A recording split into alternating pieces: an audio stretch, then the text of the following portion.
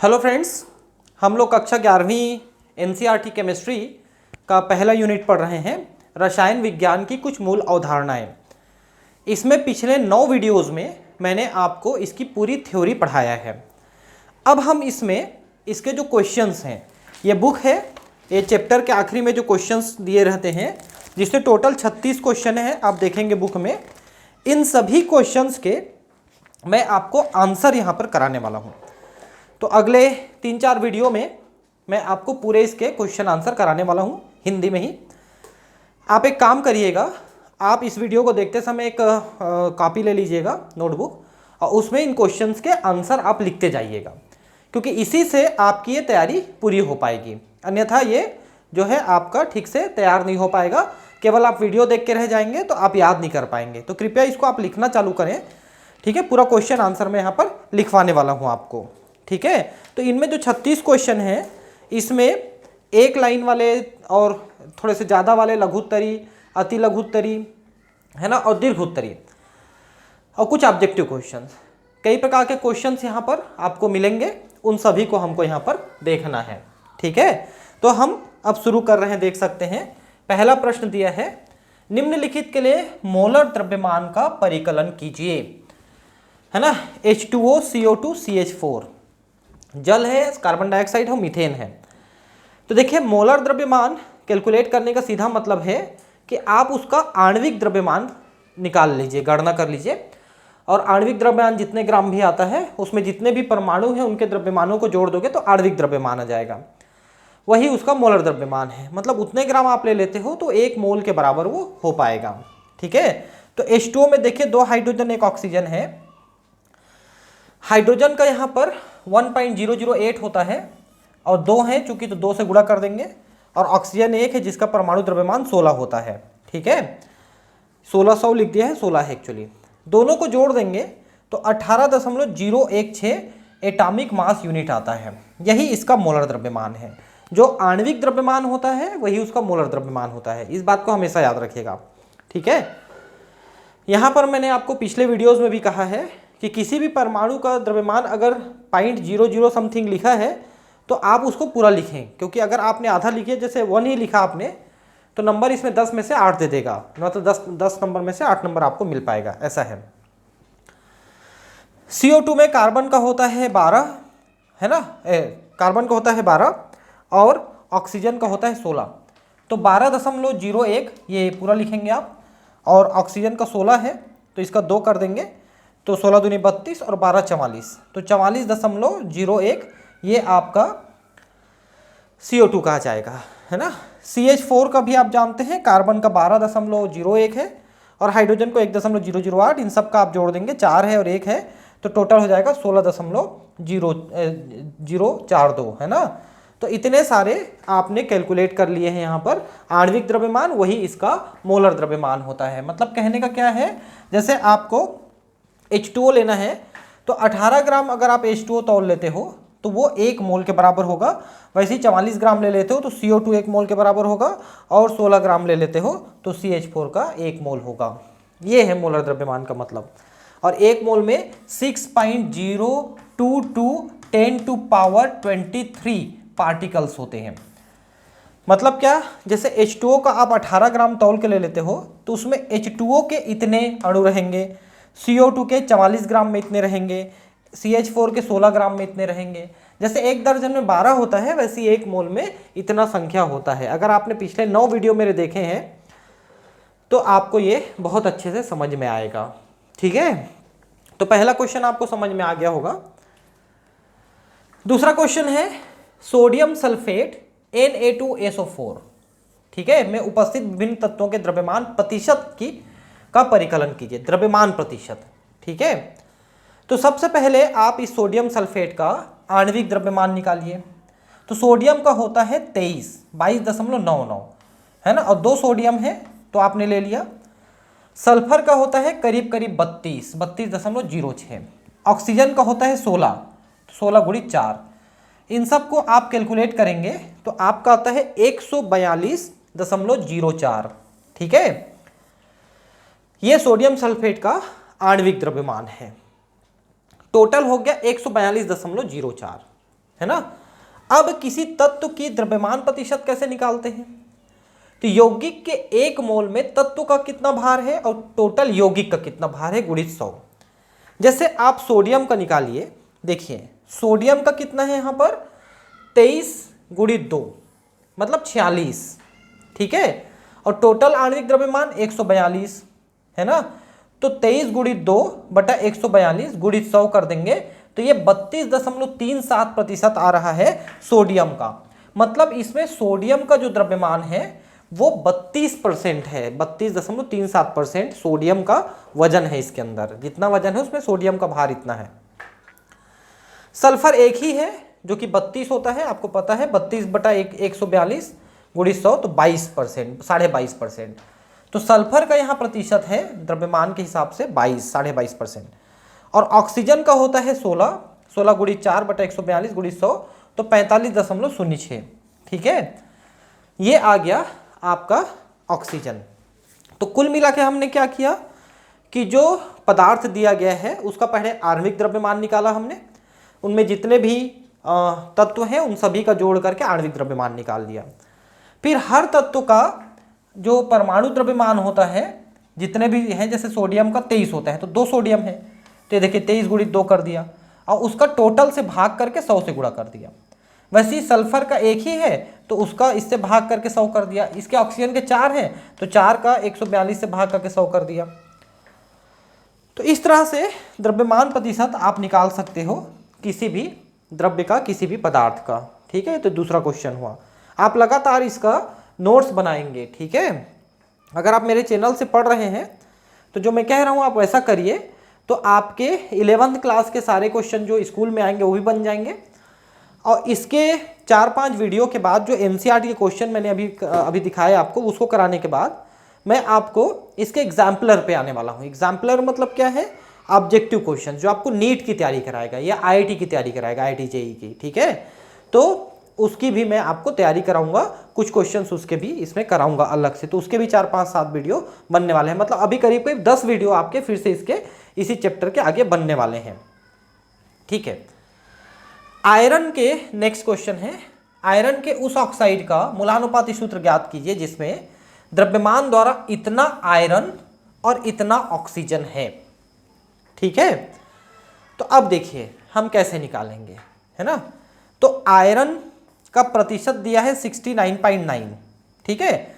Iron का परमाणु द्रव्यमान होता है 56 Fe का, ठीक है। तो अब देखिए 56 ग्राम रहेगा तो एक परमाणु रहेगा, लेकिन टोटल 69.9 ग्राम है। समझ पा रहे हैं ना मैं क्या बोल रहा हूं?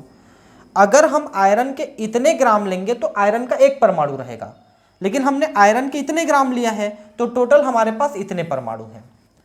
वैसे ऑक्सीजन का देखें तो ऑक्सीजन के एक परमाणु का द्रव्यमान 16 होता है, यानी 16 ग्राम लेंगे तो एक परमाणु आएगा, लेकिन हमने 30.1 ग्राम लिया है।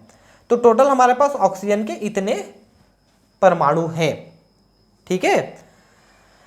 तो अब हम इसका सरल अनुपात निकालें दोनों का, तो जो कम है उससे भाग कर देंगे। तो 125 का 125 से और 188 का भी 125 से भाग करेंगे। तो जहां पर आयरन जो है 1 है वहां पर ऑक्सीजन 1.5 है। तो इसको अगर 2 करेंगे तो ये 3 हो जाएगा, यानी कि Fe2 है तो O3 है, ऐसा हो जाएगा। समझ रहे हैं बात को?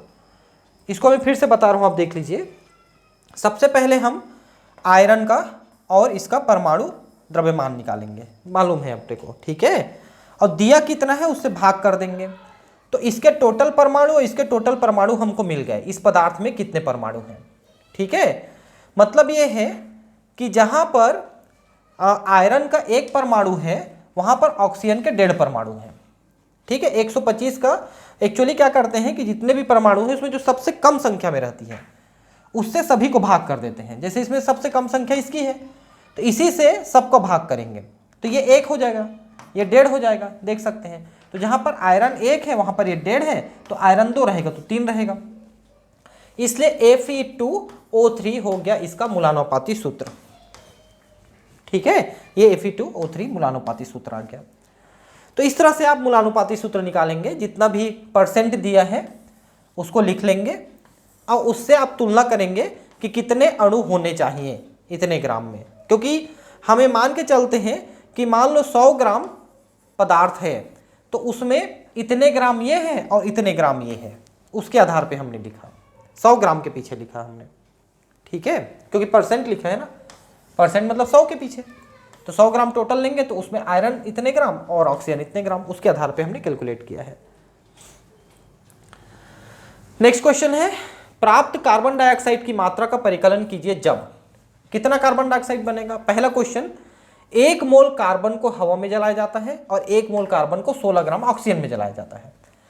अब दोनों में अंतर यह है कि इसमें ऑक्सीजन की कोई कमी नहीं है, इसमें ऑक्सीजन लिमिटेड है। अब इन दोनों का हमको कैलकुलेशन करना है। तो कार्बन जलेगा तो कैसे बनेगा पहले देख लीजिए। तो कार्बन ऑक्सीजन के प्रेजेंस में जलेगा तो CO2 बनाएगा, ठीक है। अब कैसे जलेगा, 1 मोल कार्बन यानी 12 ग्राम, 1 मोल ऑक्सीजन यानी 32 ग्राम में जलेगा तो 1 मोल CO2 यानी 44 ग्राम बनेगा CO2। अब ध्यान दीजिए, 12 ग्राम कार्बन 32 ग्राम ऑक्सीजन में जलेगा तो 44 ग्राम CO2 बनेगा।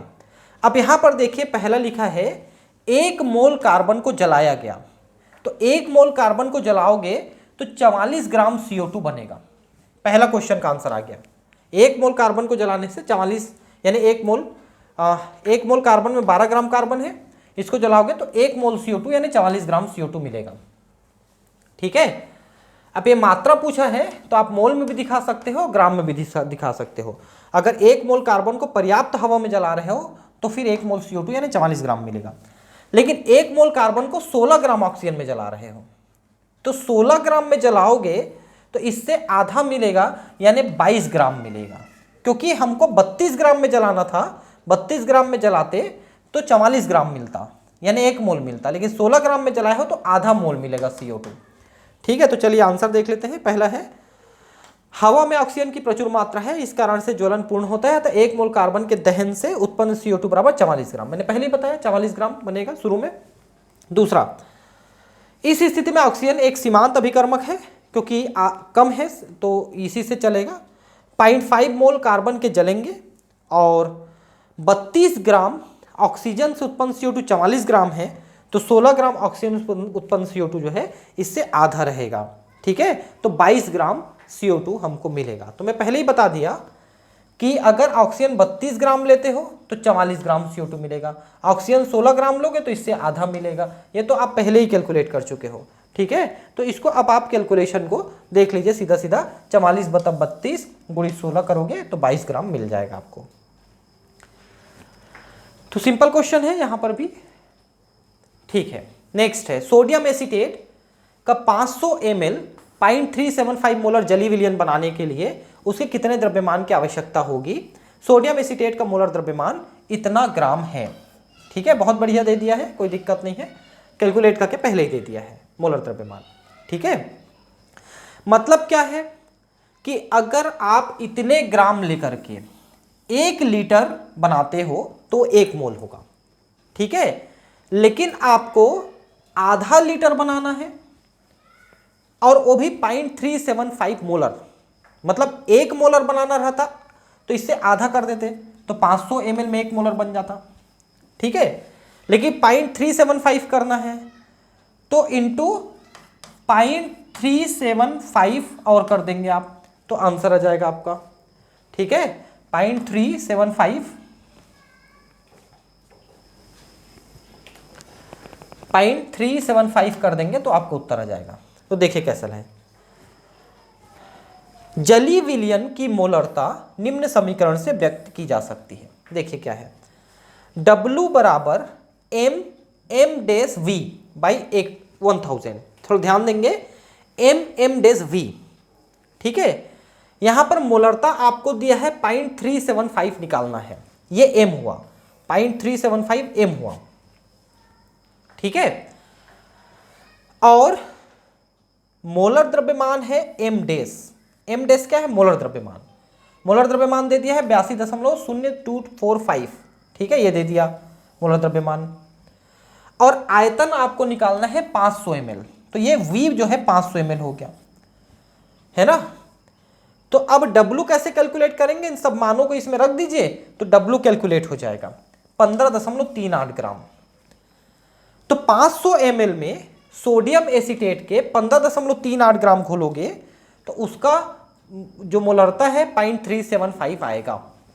अब इस पूरे कैलकुलेशन में ये जो एक फार्मूला है आपको नया फार्मूला मिला, ये हमने कहीं पर थ्योरी में नहीं पढ़ा है, आपको ध्यान होगा, ठीक है। तो इसमें जो कैपिटल M है ये विलियन की मोलरता है और M डैश जो है ये परमाणु मोलर द्रव्यमान है उस पदार्थ का और V आयतन है। तो बहुत बढ़िया एक फार्मूला दिया है, ये फार्मूला हमने कहीं पर नहीं पढ़ा है, हमने दूसरे तीसरे तरीके से इसको निकाला था। आप इस फार्मूले पे रख के निकालेंगे तो आपको बिल्कुल पूरा नंबर मिलेगा, ठीक है। तो आप इसको भी अपनी कॉपी में लिखेंगे ठीक से, ठीक है।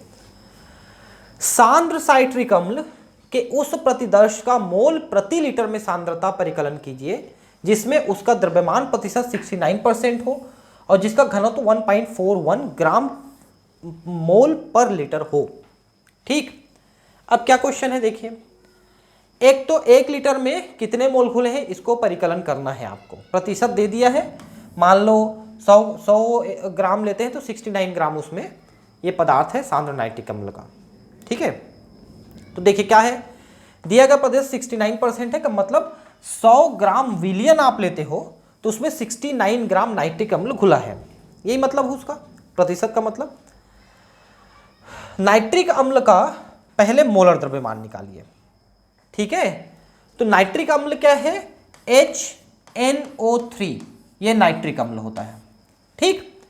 तो इसमें हाइड्रोजन का है 1, नाइट्रोजन का 14 और ऑक्सीजन का 16 गुणित 3, तो टोटल हो गया 63 ग्राम पर मोल, ये ठीक है। मोलर द्रव्यमान हो 63 ग्राम। 69 ग्राम शुद्ध नाइट्रिक अम्ल जो विलियन के 100 ग्राम में उपस्थित है में उपस्थित मोलों की संख्या। देखिए अगर इतना ग्राम रहता तो 1 मोल होता, लेकिन है इतना ग्राम जो थोड़ा ज्यादा है। 63 ग्राम रहता तो 1 मोल होता, लेकिन है 69 ग्राम, तो 69/63 कर दोगे तो कितने मोल हुआ, 1.095 मोल। मतलब 100 ग्राम विलियन में नाइट्रिक अम्ल के 1.095 ग्राम 1.095 मोल्स उपस्थित है, ठीक है। पहला क्वेश्चन आंसर हो गया, ठीक है। 100 ग्राम HNO3 विलियन का आयतन कितना है, तो द्रव्यमान बटा घनत्व, क्योंकि घनत्व थोड़ा ज्यादा है तो आयतन कम हो जाएगा। ध्यान रखिए घनत्व ज्यादा होने से आयतन कम हो जाता है, घनत्व कम हो जाने से आयतन ज्यादा हो जाता है। तो द्रव्यमान है 100 और घनत्व है 1.41, तो 70.92 मिलीलीटर होगा। मतलब 100 ग्राम जो विलियन है वो 71 ml के आसपास है ना। और सांद्रता कितना हुआ, सांद्रता आप देखिए चूंकि 1.095 मोल्स घुले हुए हैं, ये देखिए इसमें, और कितने ml में, 70.92 ml में, मतलब कितने लीटर में, तो बटा 1000 कर देंगे तो वो लीटर हो जाएगा, तो 0.07092 लीटर में, ठीक है। तो टोटल उत्तर आ गया 15.44 मोल पर लीटर घुला हुआ है, मतलब मोलरता हुआ ये। तो सोचिए कि 1 लीटर में अगर 1 मोल घोलते हैं तो उसकी मोलरता 1 होती है, और यहां पर करीब करीब 15.5 मोल घुले हुए हैं, तो बहुत ज्यादा गाढ़ा विलियन है ये नाइट्रिक अम्ल का, ठीक है। 1 मोल घोले रहते तो उसका मोलरता 1 होता, लेकिन यहाँ पर 15.5 मोल है, तो बहुत ज्यादा गाढ़ा विलियन है।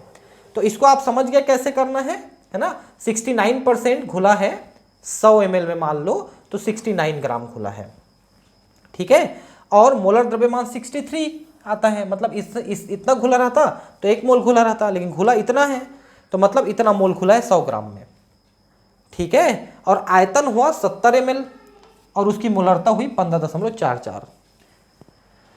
तो इस तरह से इसका हम निकालते हैं कितने मोल घुले हैं और वो कितने ml बना है, ठीक है, मोलरता कितनी है ये हम निकालते हैं, ठीक है।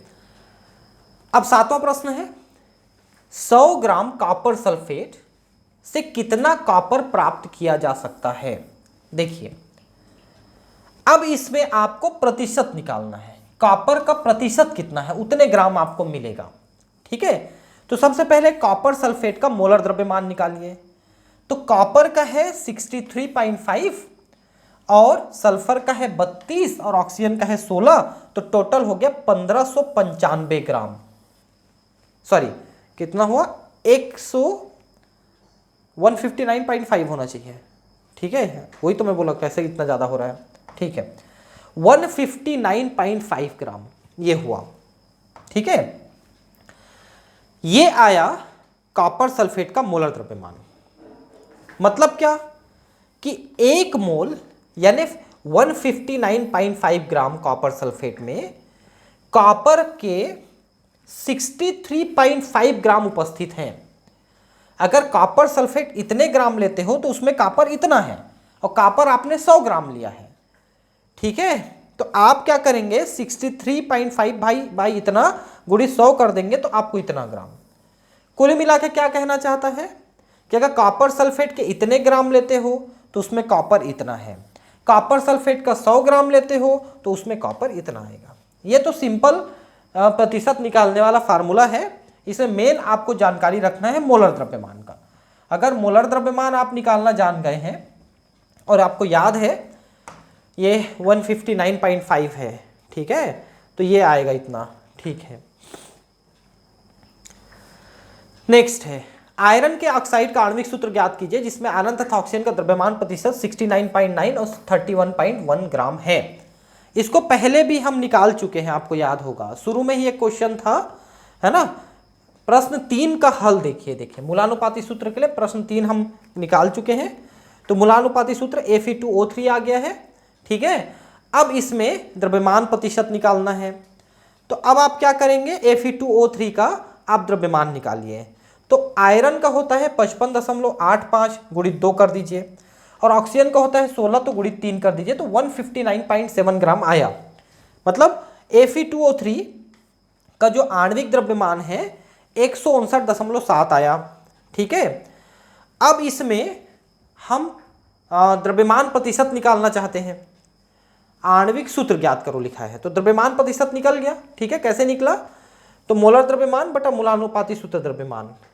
तो मोलर द्रव्यमान है 159.8 और मूलानुपाती सूत्र का है 159.7। एक्चुअली जो मोलर द्रव्यमान है वो फिक्स रहता है 159.8, लेकिन अगर आप मूलानुपाती सूत्र से निकाले हैं तो 159.7 आया है, तो लगभग बराबर आया है, तो 1 आ गया। दिए गए ऑक्साइड का आणविक सूत्र भी Fe2O3 आएगा। ये आणविक सूत्र ही पूछ रहा है, तो मूलानुपाती सूत्र आणविक सूत्र दोनों बराबर हैं क्योंकि उतना ही मोलर द्रव्यमान और मूलानुपाती द्रव्यमान दोनों आया है। तो दोनों मूलानुपाती सूत्र और आणविक सूत्र दोनों एक जैसा है। ठीक है, निम्नलिखित आंकड़ों के आधार पर क्लोरीन के औसत परमाणु द्रव्यमान का परिकलन कीजिए। देखिए, अब क्लोरीन जो है ये वाला मैं आपको करा चुका हूं ऐसे थ्योरी में, फिर भी एक बार बता रहा हूं। क्लोरीन का 35 वाला और 37 वाला, ये दोनों कितने कितने प्रतिशत है, देखिए 75.77 और 24.27, मतलब ये 75.5 या 24.5 के आसपास है। ठीक है, अब इनका मोलर द्रव्यमान आप निकालिए, तो कितना आ रहा है, ये 35 और ये 37 है, तो टोटल मतलब 35 और 37 इतने के बराबर है। एक्चुअली 35 के बजाय 34.9689 और 37 के बजाय 36.9659 इतना होता है। ठीक है, तो प्रकृति में ये इतना प्रतिशत है, ये इतना प्रतिशत है, तो दोनों को गुणा करके भाग करेंगे। तो देखिए यहां पर कैसे किए हैं, जो पहला वाला 35 वाला है यानी 34.96 वाला है वो 75.77 प्रतिशत है, तो इन दोनों को गुणा कर दीजिए, प्लस दूसरा वाला इतना, इन दोनों को गुणा करिए, इन दोनों को गुणा करिए। ठीक है, और दोनों को जोड़ दीजिए, प्लस करके जोड़ दीजिए दोनों को, वही किया हमने। और भागित करके इन दोनों को जोड़ के इससे डिवाइड कर दीजिए, तो टोटल आ गया 35.4527 यानी 35.5। आपको बता दें कि क्लोरीन का परमाणु द्रव्यमान 35.5 लिया जाता है कैलकुलेशन में हमेशा, है ना, क्योंकि क्लोरीन का 35 वाला और 37 वाला ये 75.5 और 24.25% के आसपास रहता है। ठीक है, तो ये दोनों को कैलकुलेट करोगे तो इतना आ रहा है। तो कैसे कैलकुलेट किए, तो इन दोनों को मतलब इसका गुणा और इसका गुणा कर दिए और जितना आंसर आया दोनों को जोड़ दिए, ऊपर में लिख दिए देखिए जोड़ करके, और भागित करके इन दोनों को जोड़ के इससे भाग कर दिए, तो आपका उत्तर आ गया।